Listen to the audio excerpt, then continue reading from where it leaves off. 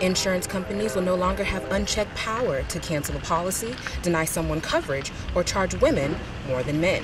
For News 20 at 5, I'm Tanya Glover. A big bakery or a bunch of employees isn't necessary for Lacey to get the job done. She bakes all of her cupcakes right here, in the comfort of her own home. I tried to get in contact with someone at the Suwannee River Area Council, but I received no reply. Now, the committee responsible for the decision consisted of professional Scout executives and adult volunteers. The Scout National Executive Board has no plans to reverse the decision. For News 20 at 5, I'm Tanya Glover.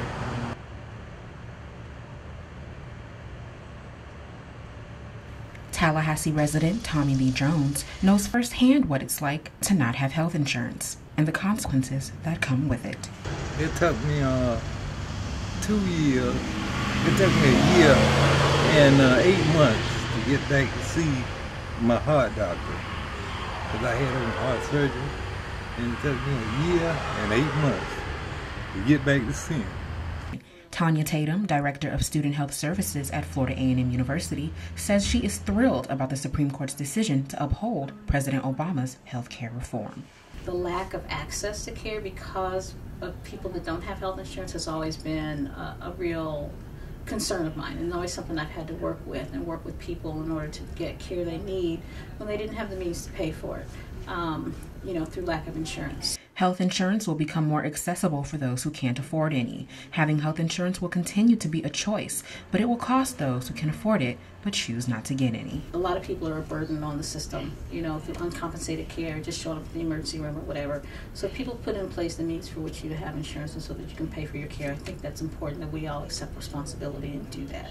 And if you don't, then you're going to have to pay. Insurance companies will no longer have unchecked power to cancel a policy, deny someone coverage, or charge women more than men. For News 20 at 5, I'm Tanya Glover. After a 2-year evaluation, the Boy Scouts of America have decided to continue banning membership to gays. Andy Janicek, vice chairman of the board of directors of the Family Tree Community Center, says the decision doesn't seem to fit. I was a Boy Scout as a child, and my parents raised me to respect other people, respect different views.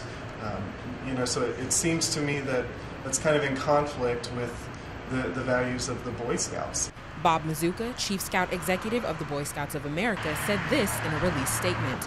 The vast majority of the parents of youth we serve value their right to address issues of same-sex orientation within their family, with spiritual advisors, and at the appropriate time and in the right setting. I think there's a balance. There are certain things, obviously, that it really needs to be taught at home, and it's for the parents to decide many different ways of how that's dealt with. Stephen Hall is the chair of the board of directors of the Family Tree, a community that provides services and a safe place for the LGBT community. My biggest fear is that this message will continue to perpetuate for particularly younger gay teens and young adults as they're trying to figure out what's going on in their lives and figure out whether or not they come out. I tried to get in contact with someone at the Suwannee River Area Council, but I received no reply. Now, the committee responsible for the decision consisted of professional Scout executives and adult volunteers. The Scout National Executive Board has no plans to reverse the decision. For News 20 at 5, I'm Tanya Glover.